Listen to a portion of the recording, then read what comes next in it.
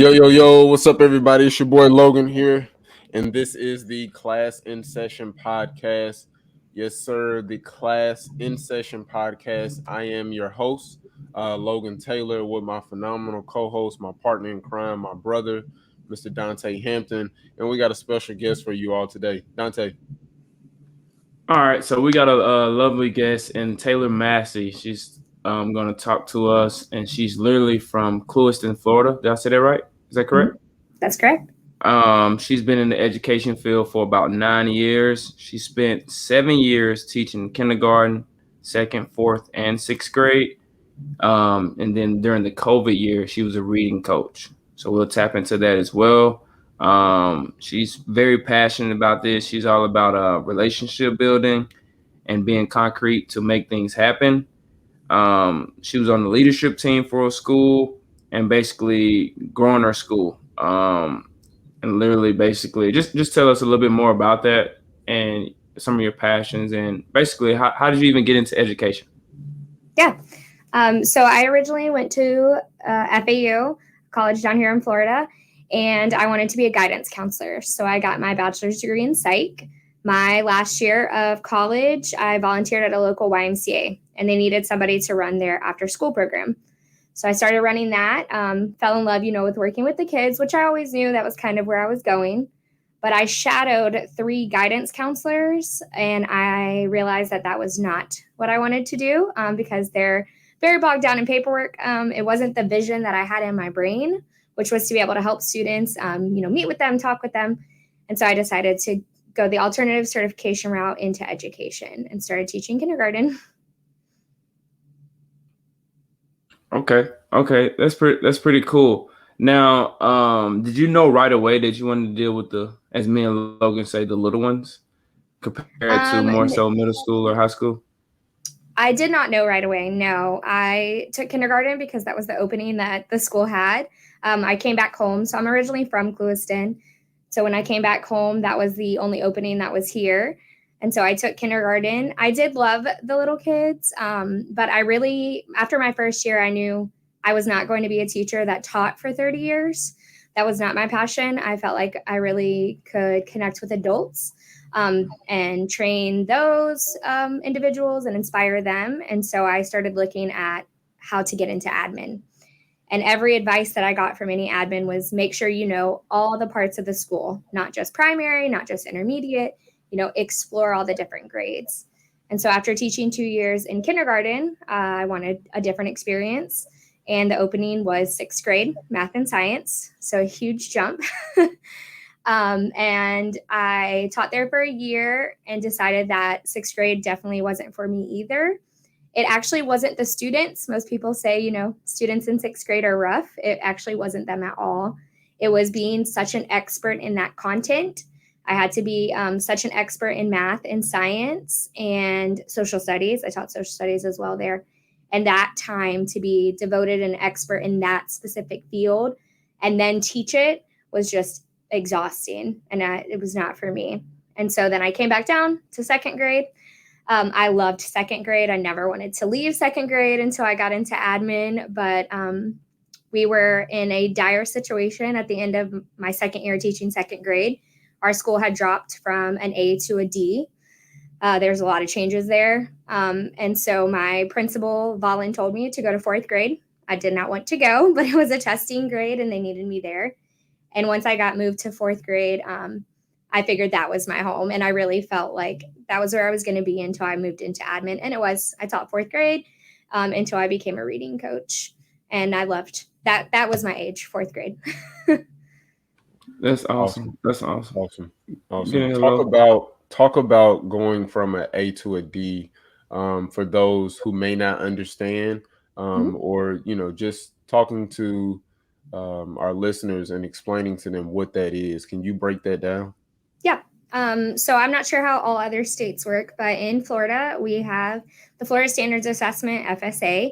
And that assessment, students grades 3rd, 4th, and 5th in the elementary level take it in reading and math, and then 5th grade takes science.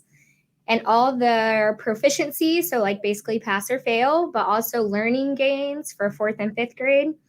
So if a student grows in a level, And then there's also points for bottom 25% students. So those are our lowest achieving students. They make up a quadrant, the bottom 25. And if those students grow, they also earn points. So all those points are calculated out of 700 points. And then however many points you grow is a percentage. And then that turns into a letter grade. And so obviously A is the best. F is you could need some help. We have some room for improvement. And so my elementary school that I was at was always high achieving. They were A's and B's for as long as I can remember, even growing up here. And they went through a rough time. The principal got moved. A lot of staff members followed her. I think we had like 17 vacancies. Wow. It was a lot out of we had 35 like instructional staff. So it was a rough time. And it definitely showed in the grade when it went from an A to a D. But then in that next year, a new principal came in, the principal that I work for now. She came into that school, and we turned the school around from a D to a B in 1 year. And so, it was great. It was definitely one of the best experiences. Give you a few claps for that. Thank you. And that was on the teacher side. So I got to see that as a 4th grade teacher, and really learned about the ins and outs of like how school grades work, moving students, even the reasoning behind. I know there's a lot of like political drama when it comes to grades and student accountability. But even the reason why students can move 3 levels within a level 1, like there's low, medium, and high level 1, and then there's 2 levels in level 2, low and high. And even students moving 1 bucket, that's what we call them, like from low 1 to mid 1, earns a learning gain. And the reasoning behind that is if a student is a level 1 in 3rd grade, if every year they move a bucket, by the time they're in 8th grade, they'll be proficient. And so we really try to share that with our staff, because when you get a 3rd grader that, is on a kindergarten level, technically, you feel defeated. Like, how am I going to get this student into proficiency? And we try to remind teachers that that's not your goal. Your goal is not to gain 4 years in 1 year. Like, that puts so much pressure on you and so much pressure on the student. But Right. if you can turn it into, you only have to move 1 bucket. And if you do your job and I do my job this year, and then you do it again next year, by the time you're in 8th grade, you will be proficient and you will be a reader. I love that. That's amazing. I love that. Oh man, I love that. It's funny that you say that with going from being at a level 1 and having three levels. We had a kid specifically. Actually, we've had a number of kids, but this kid, or this scholar specifically, he was in the 5th grade, and he was at a 1st grade reading level, and he went through our curriculum development program, and he bumped up from 1st to 3rd, and that was just amazing. And just to see his ability to work through it, and the journey that he went through, it's like he went through so many different emotions, until he got to the other side of it. Like, he was angry, he didn't want to do it, he didn't believe in himself. Then it's like things started clicking for him, and he started changing, and he was like, oh, it's not that bad. Oh, I can do this. Oh, this is pretty fun. Oh man, they really, Mr. Logan and Mr. Dontay, are like really here with me while I'm going through this process. Oh my God, I bumped up 1 level. Okay, well, if I can bump up 1 level, let me see if I can bump up another one. Oh man, I bumped up another level. Then he called Dante and say, hey, Mr. Dante, I bumped up another level. Can you give me some hot wings? Like, it was just like him going through that journey and seeing the process was just, amazing. So I think that that's important, to be able to, do that. And it's funny that you said that, because you were like, instead of trying to go from kindergarten to 4th grade, like, you're trying to go up 4 levels, and that's not that's, what I'm saying, you're thinking like, yo, that's too much to handle. So it's like, hey, just take, this little piece, and then take this little piece, and then take this little piece, and then take the next little piece. I thought that was amazing. That was my take from it. Dante, what you got on it? I just really like the approach, as far as, because the biggest thing is improvement. And I think sometimes in education, with the No Child Left Behind laws, and things of that nature. I think we forget, kids are literally being passed. So you're going to see that kid again. So I think the biggest thing is changing the approach of a kid. If a kid's behind, a kid's behind. But at the end of the day, it's really all about improvement, because you could be 18 years old and you're reading you're on a sixth grade reading level, and they still gonna pass you and you're gonna graduate. So if you can catch that at 15 and then the third grade reading level, at least by the time he graduates, he'd be at 6, because he still has to be a functioning human being anyway. Still gonna go into the work field, still gonna go into whatever college or whatever he's trying to do, trade, whatever it is, on his own business. So he's still gonna have to operate in society. And I think we forget that you need to at least make the scholar or the child improve. Right. But I seen where you was a reading coach. So my question to you is, how important, or what's the fundamental thing about reading for our young scholars, as far as because eventually everybody gets to ACTs and things of that nature. Can you just tap into that as far as reading and how important that is for our parents out there and for some listeners out there? Because I think sometimes people misunderstand how important reading is.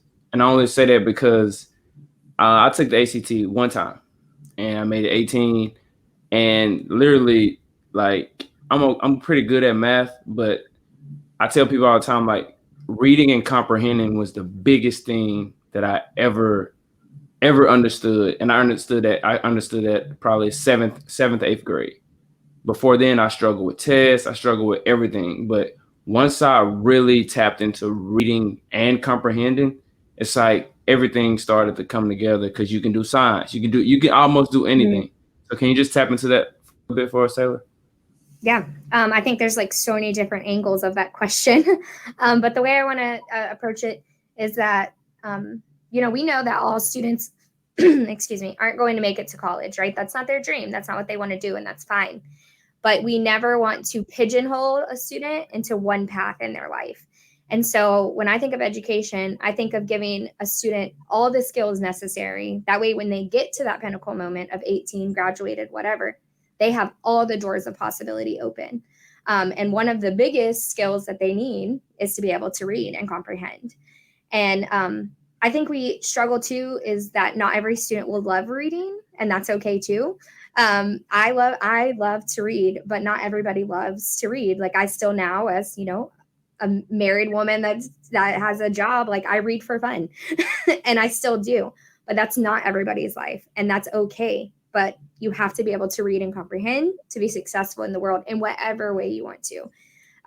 Trade school, vocational school, military, whatever your desire. But if we don't give them those skills of reading and basic math and basic things like that, then I feel like we pigeonhole their future into what jobs that they can get, what paths that they can take, because they're missing that. Okay. Awesome. Yeah, that's what you answered that perfectly. That's exactly what I wanted people to understand. All right. But that's exactly what I want our listeners to understand, and for our parents out there. But we're gonna put you in the hot seat a little early. We're gonna do a little early today. Now you can answer this how you want to. This is no judge zone. We know you AP, so we're gonna tread lightly, but it's up to you. But is there a number, or is there a value as far as educators being paid? And you can, I'll let Logan tell you what he thinks, and then I'll say what I think. But is there a number, or do you think you can put a value on education as far as, them being paid and how things are working? Because we all know with educational burnout, people are dropping like flies. We're in many little principal groups and everything, and we just see, hey, my last teacher just left a week before school. Hey, somebody just retired early. Hey, somebody just got out of education. They are now consultant. We just seen a lot of it all over the country. So yeah, absolutely.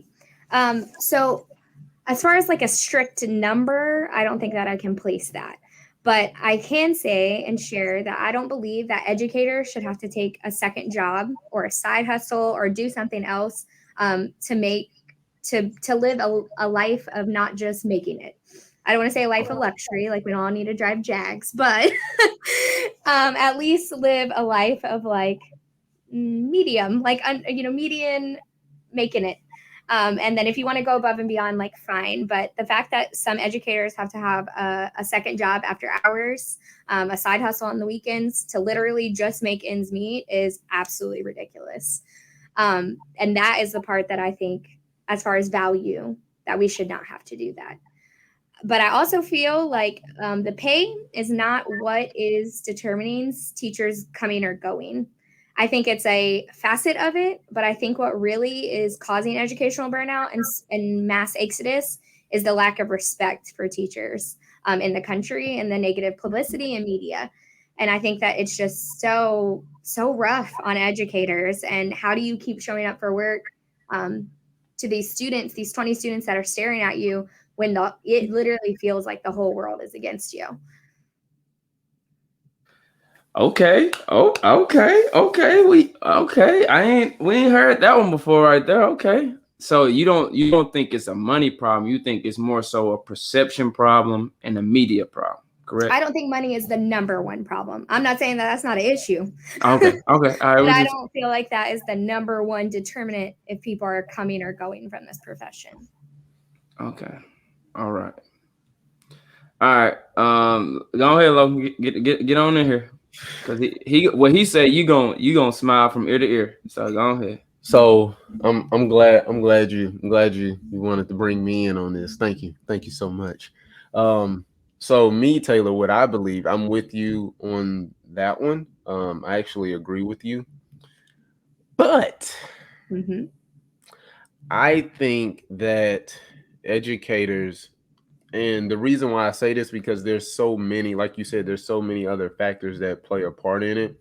But I feel that the base, like starting out, educators should get paid 80,000. Right? Like I feel like that's a decent number. You won't have to take a side job. You won't have to, you know what I'm saying? Like you said, have to work multiple jobs on the weekend or whatever the case may be. I feel that if you could start teachers off with 80K, that should be the base, and then you should go up from there. Now, granted, yes, I get it. You got some educators that's been in the game for a decade, 2 decades, you know what I'm saying? Some of them 3 decades. Like I get that, I understand that. So of course, yes, you will have to pay them more. But I think like starting there, I think that would be a good number to start at, right?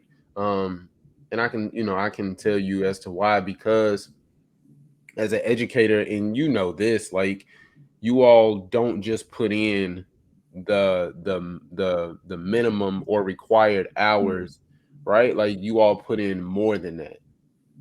Like you all get paid for 37 and a half or 40 hours, 40 hours, you know what I'm saying, a week. Well, you do 50, 60, maybe 70 hours in a week, right?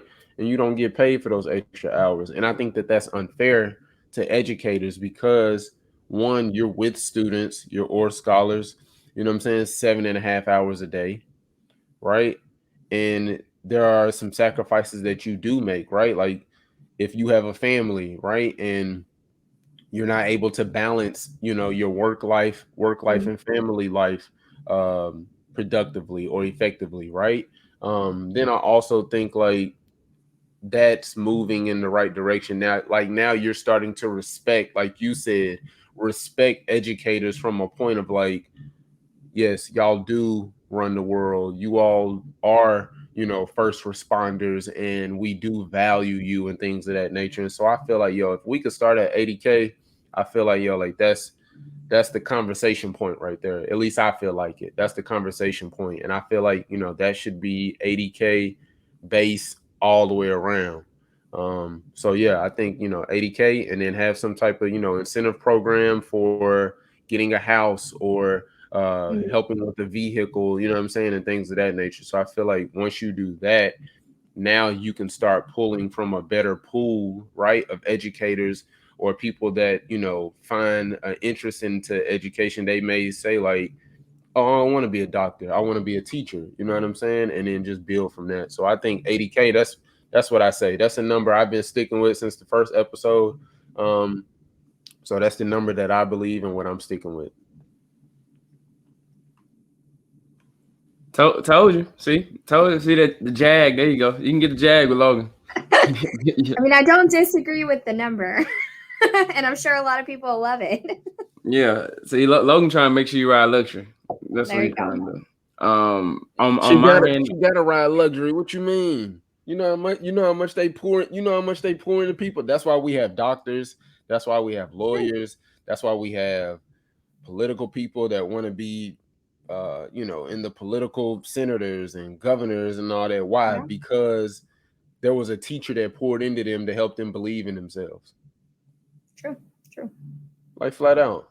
Right. And then like Taylor said, like the point of view that she gave, we've never heard that before, Tay. You know what I'm saying? Like she said respect. Most people say, most people have said, well, we, there isn't a number, but it could help if, they started here in X, Y, and Z.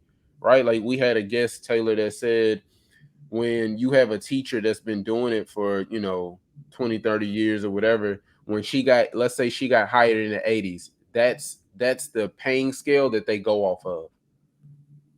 Right. And then she has a kid. Well, her kid is making more now, starting out being her first year, than the teacher that got hired in the 80s.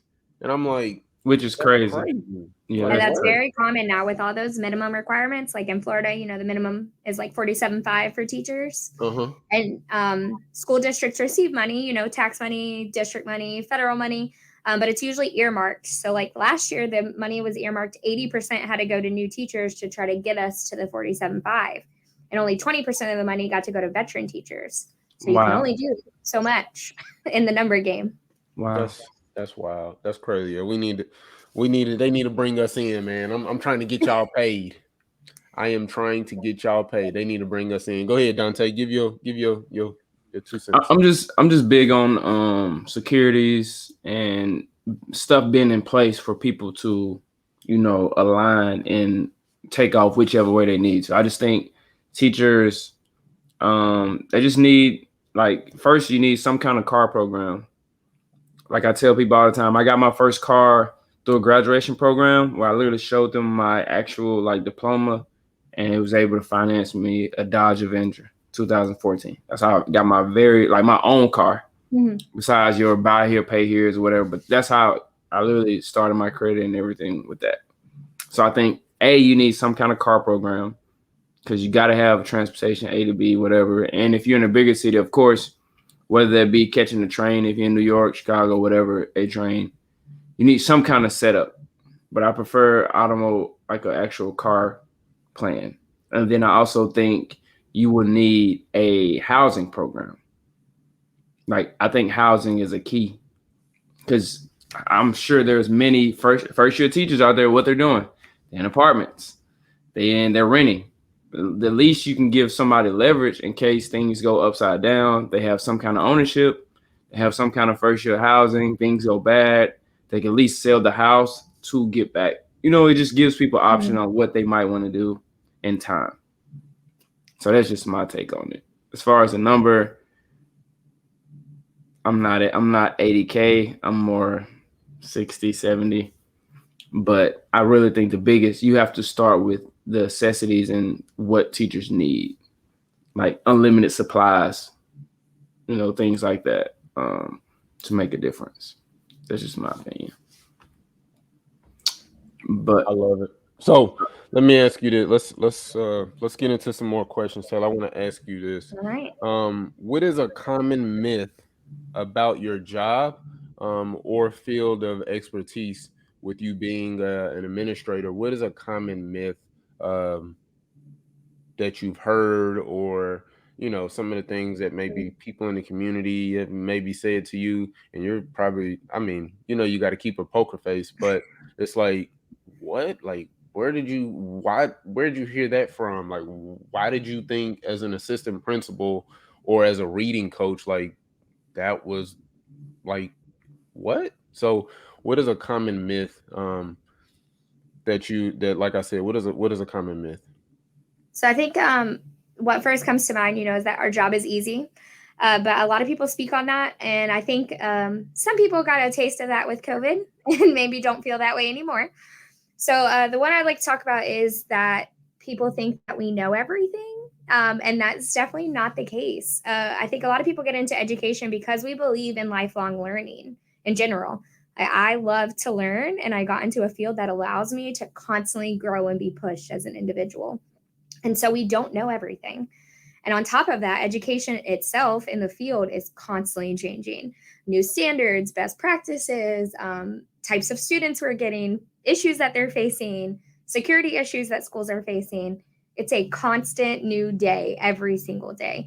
And so we don't know everything. And I think when schools and teachers and educators make a mistake, we're almost crucified for that mistake.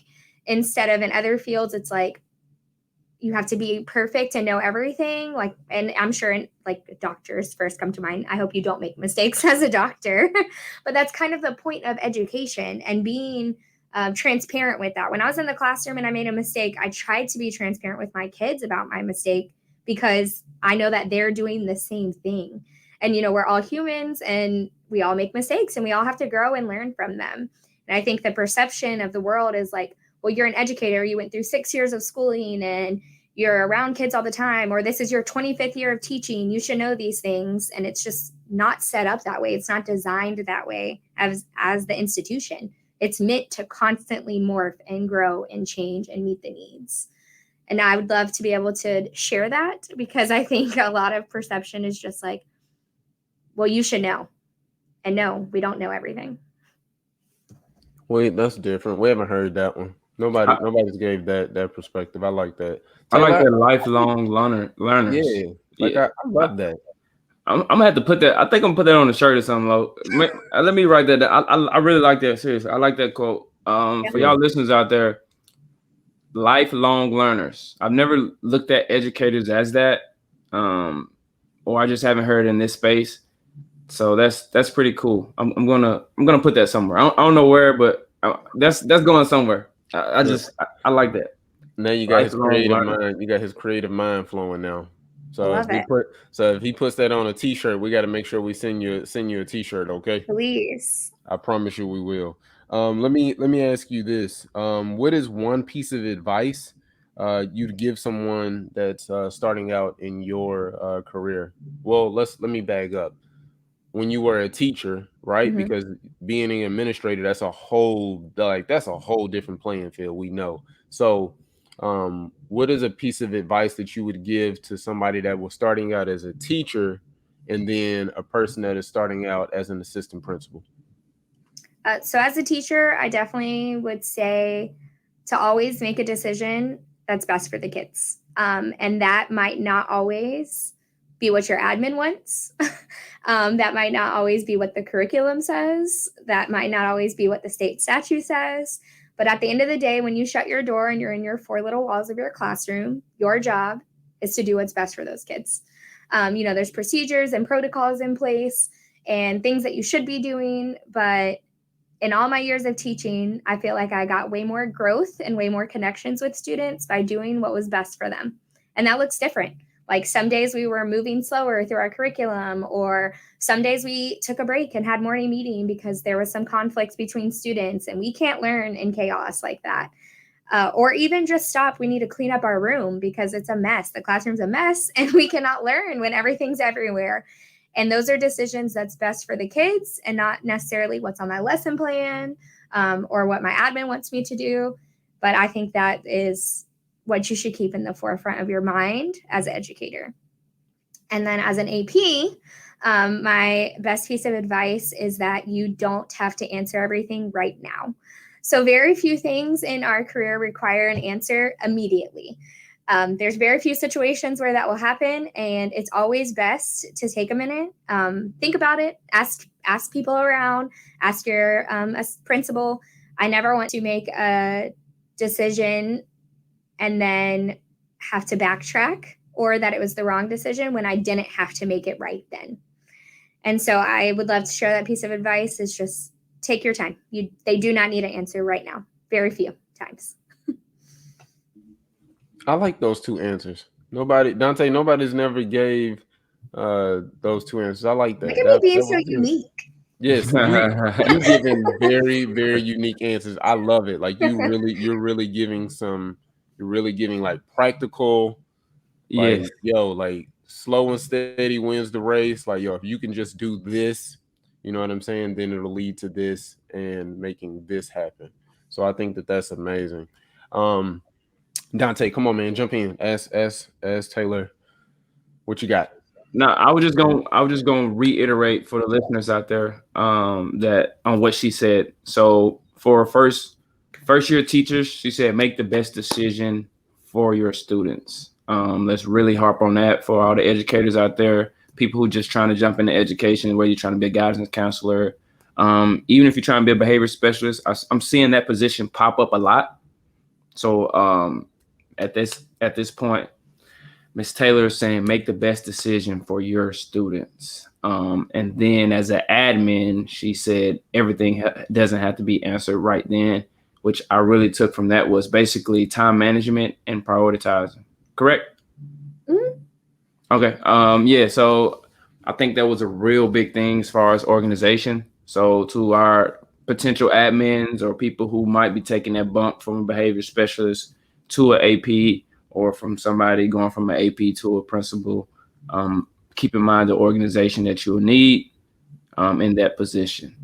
But Taylor, my question is on a larger scale here. So we're Okay. just talking about huge scale. Let's say you have a meeting with the Department of Education, right? And they say, hey, Ms.Massey, you get one thing you can change throughout the country that's uniform. Mm-hmm.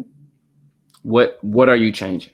And this is on a large scale. So whatever you change, it affects California, it affects New York, it affects Texas, not only Florida. Yep. So it's not a policy or a procedure. It's Okay. more of like a way of education. Okay. So I would love to change equal representation in education field. Uh, in these past couple years as an AP, I do all discipline here, and we have our community is a little bit different in the way that we're set up and demographics, and even in education perception as a whole. And so we have a very migrant population. We are a very agricultural community. And so we have students who are constantly moving in and out, parents who work in fields from 6 a.m. to 8 p.m., who aren't home, who probably haven't graduated high school, haven't made it past like fifth grade. And then we have a African American community that's has a lot of things that they faced in our area back in history, just to wrap that all up. And so I think the residual effects of both of those have showcased in school. And I do a lot of discipline data tracking, a lot of restorative justice practices and things like that. And a lot of the situations that we come across when I meet with students is that the conversations that we have is that they see nobody else like them doing anything else but that. And so it's a platform that I'm exploring. I haven't really got into a whole lot of it, even speaking about it. But I do feel like that is important in all aspects, even, female students seeing individuals that are in math and science. Like all representation matters across the board. And I don't know what policy or procedure could be put in place for that as far as like a global, like you said, like a large platform. But it's just something that needs to be talked about and spread and thought about and mindful of when we're recruiting, when we're talking to students, when we are making podcasts like this, when we're making public service announcements, commercials, whatever, things that students see, like they need to be able to see themselves doing different things. They don't know what they want to do until they see it or experience it. And so I would love to figure out a way to make that happen, even on my little scale, but also on the global community. I love that. I love that. That's real good. I think equal representation is big, and I think, like you said, seeing people that look like you in that scale. Just a quick Off subject topic. How many male teachers do y'all have? Just 3. curious. So that's why I asked that. I think based on what you're saying on a large scale, I think that really makes a difference as well. And I forgot who we had on the podcast. I think maybe a few weeks ago, and she pointed out that in her whole elementary, I think they had 1 male teacher.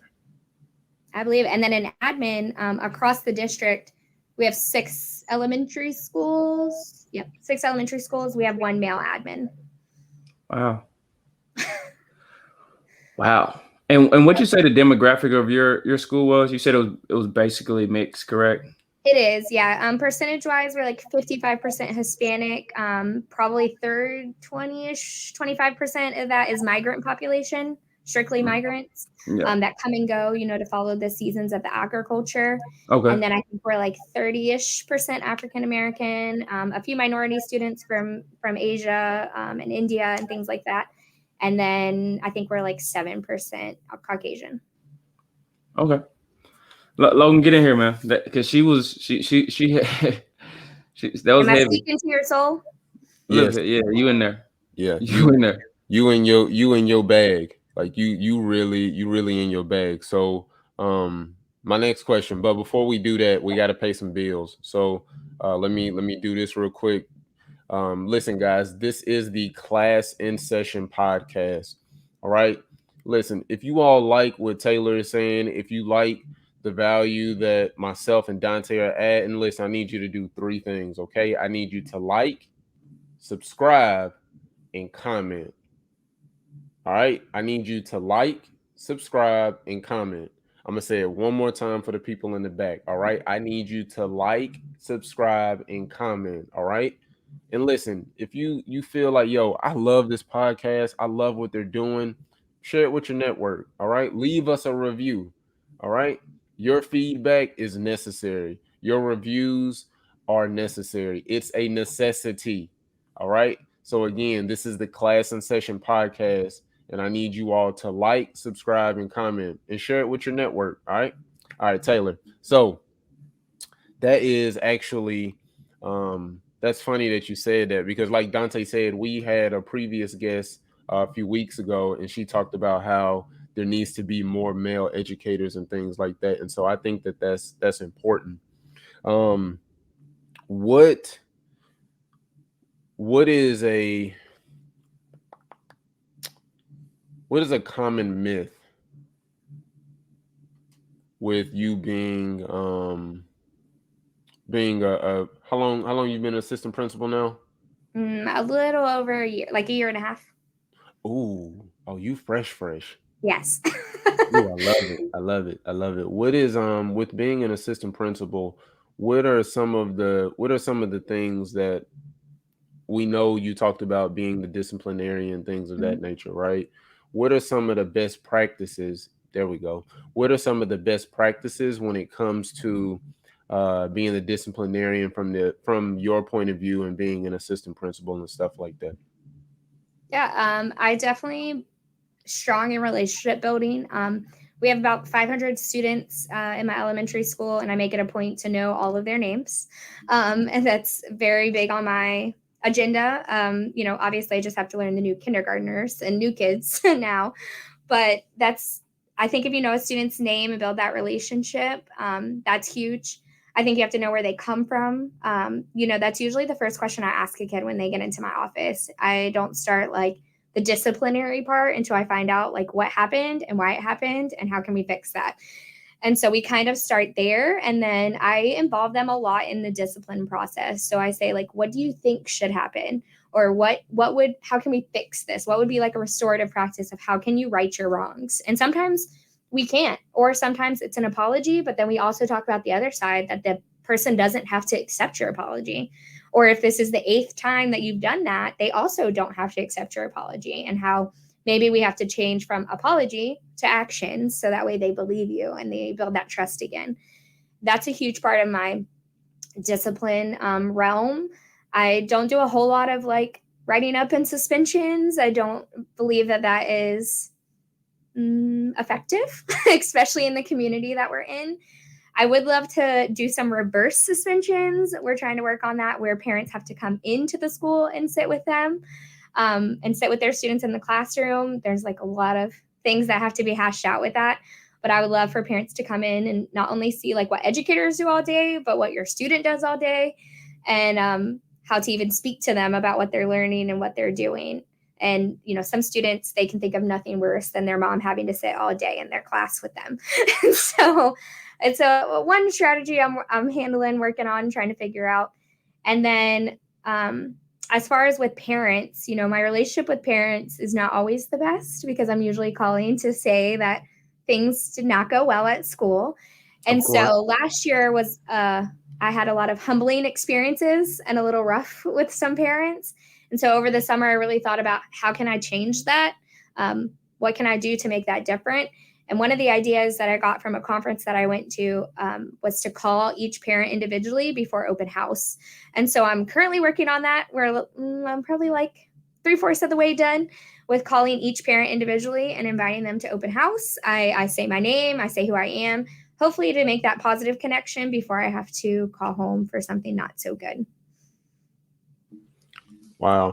I think that that's important, because that's how you can first get buy-in as well, with building the relationships from the parents. Because once the scholars see, like, oh man, Ms.Massey and my mom are on the same page, and my mom likes Ms.Massey. Okay, maybe I should start acting a little better, right? Because now you can't manipulate and try to play the teacher against your mom or your dad or grandmother, whoever, the person that's your guardian. So I think that that's important, because I was that kid that I would tell my grandmother, like, hey, Ms.Massey don't like me. So of course my grandmother coming in, and she raising Cain and she raising hell, because she feel like, oh, y'all mistreating my baby. Mm-hmm. And I know you've probably seen that, what I'm saying, quite a few different times. And you're like, no, like, he really did do what we're calling you about. So I think that that's important. I love those strategies to be able to build relationships and get buy-in from the parents as well. So I think that that's dope. Dontay, what you got? I just I think more so for me, I think it just shows the community, your own community, that as Logan, because Logan has a speech about this, that you matter. I think it just shows everyone like that you matter. Like, and for the listeners out there, I don't think people understand how important that is, because you're dealing with little kids, and so as parents, you still thinking my baby, and for her to literally want to call every single parent is pretty phenomenal on your end, but also on a higher level, that shows a commitment. And I'm not just saying that. So I just want to say, like, that's really, really impressive. So we're gonna give you your flowers while you're on here. That's one of the things we always do every time an educator comes on our platform, on our podcast. We just want to say, want to give you your flowers for even doing that and reaching back into the community for that, because it takes a lot. Like, you have over 500 students, so that means basically you can call 375 parents to literally invite them to open house. I think that's a testament of how much you care and your personality. But for our listeners out there, for somebody who wants to connect and is struggling, maybe you can take that up from Ms.Massey. She's all about relationship building, and I really love the reverse suspension. I hope that works. Like I said, I love that, inviting the parent in and try and basically give solutions.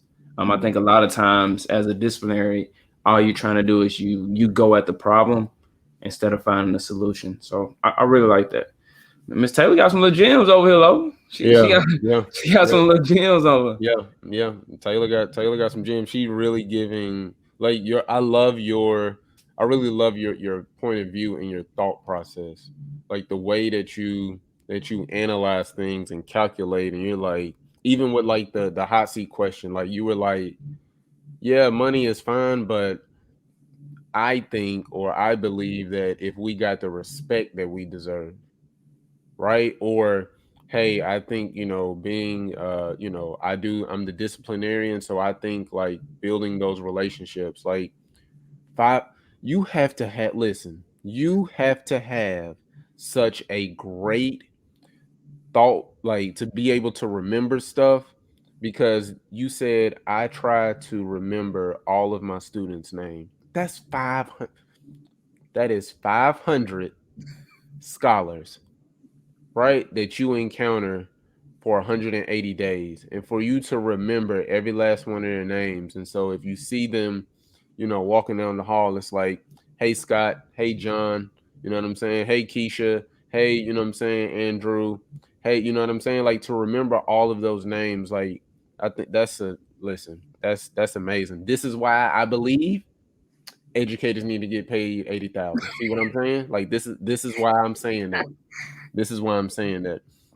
Let's we probably got one or two more questions before we finish up here, before um but I just think, like, wow, like, you really dropped some gems. I'm sorry. So let me ask you this. With, you said restorative practices, right? Mhm. You touched on that a little bit, but for our listeners and people who don't know what that is, can you explain what that is for us, please? Yeah. So, traditionally it's punitive kind of disciplinary actions.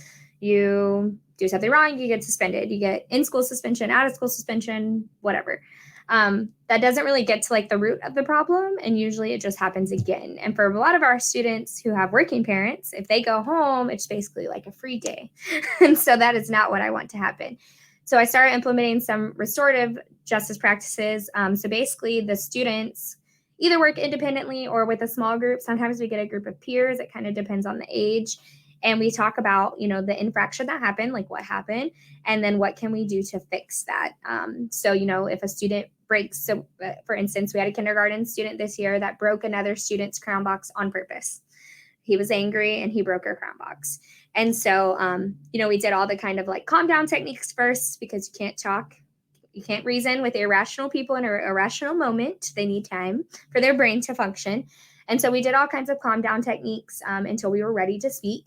And then we talked about what happened, why it happened. And then the big part is, how are we going to fix it? And so, that technically was property disruption. And I could have put it in the system and it could have been a suspension, but like, what was that going to solve? The girl still had a broken crown box and he was just mad that he got sent home. So we talked about how can we fix it. So we have a couple different things that we came up with. He wanted to replace the crown box. That's obviously like the makes sense action. But then he's like, well, I don't have a job. I can't buy the crown box. And so we had to think about ways that we could get a crown box. And so we have them here at school. And so he did kind of like odd jobs to earn money to buy the crown box. And so that way he had to put forth some effort. Well, he picked up some trash on the playground. And then I think he helped me deliver some things around the school. And then that was his hourly rate that he got paid. And then he got to turn that in to buy the crown box to bring it back to her. And so that's kind of like the restorative practices in a nutshell with an example. Okay. I love that. I love that. So him being able to take accountability, right? So you're Mhm. teaching him accountability. Um, you're teaching him, hey, this isn't the best way to do things, but here's another avenue. Try this, Mhm. right? Um, what do you all use PBIS? Do you all do PBIS? Yep, we do have PBIS in place. However, we don't do like school-wide incentive and token economy. Mm-hmm. So we have PBIS in the sense of there are expectations that are posted that we go over. We have like a mission and vision statement that we talk about all the time and what that means and how you can fulfill that. But as far as like earning dollars or earning stickers or tokens or things like that, we do not implement that here. Gotcha.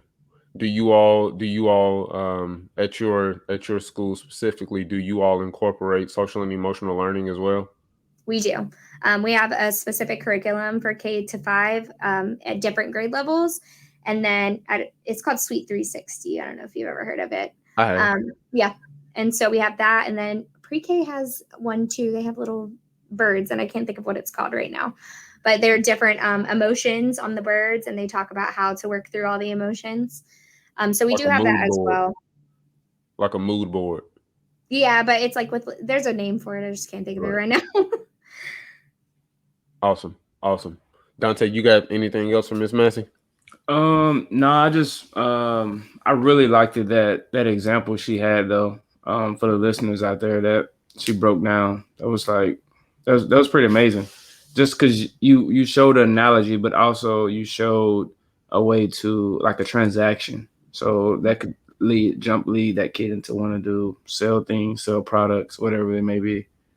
That was pretty cool. I liked that. Okay, wonderful. All right, so Taylor, we got about this the last. Well, no, let's do this.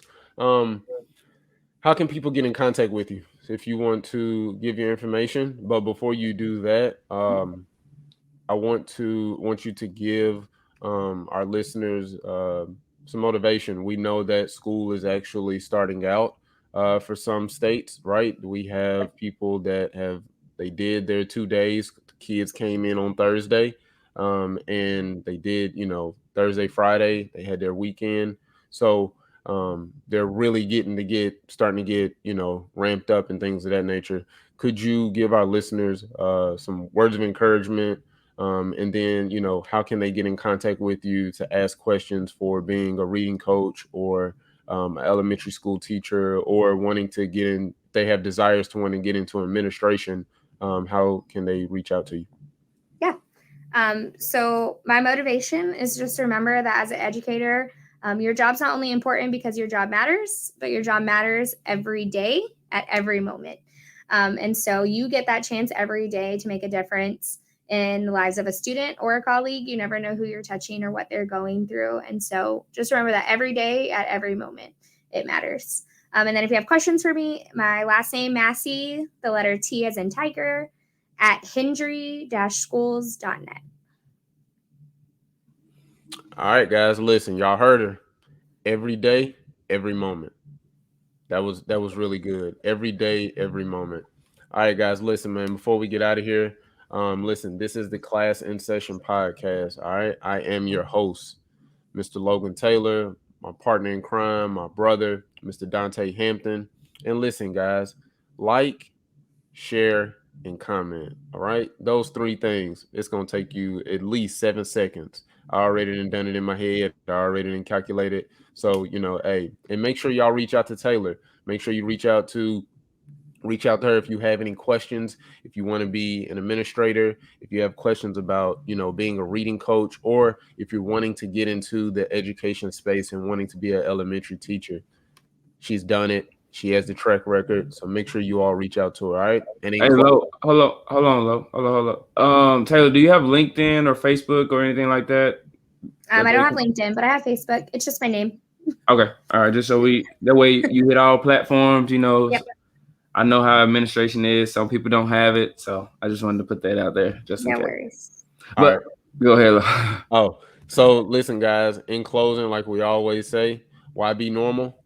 When you can be extraordinary. Thank you, guys. We'll see you all next week. Peace.